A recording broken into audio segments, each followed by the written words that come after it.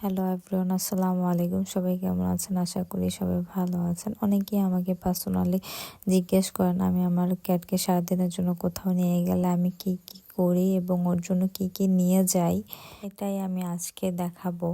যেহেতু এটা শীতকাল, সেক্ষেত্রে আমি আমার ক্যাটের বাস্কেটটাকে ভালো করে কাগজ দিয়ে র্যাপিং করে নিব, যাতে বাইরের কোনো ঠান্ডা বাতাস ওর গায়ে না লাগে।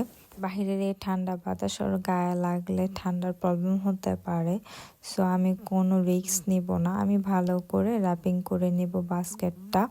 দেন আমি ওর খাবার নিব। আমি ওর জন্য পর্যাপ্ত পরিমাণে খাবার নিব, ক্যাট ফুড নিব, লিটার নিব এবং ওর খাবারের বাটিটাও নিব। এবং বাস্কেটের মধ্যে আমি কিছুটা নরম কাপড় রাখবো, যাতে ওর ভিতরে আরাম করে বসতে পারে। এবং অবশ্যই ওর বাস্কেটের মুখটা ভালো করে আটকায় নিতে হবে। অনেক সময় হয় বাইরে গেলে বাহিরের গাড়ির হর্নের শব্দে ওরা ভয় পায় এবং বাহিরে আসার চেষ্টা করে, যার কারণে ভালো করে বাস্কেটের মুখটা আটকায় নিব।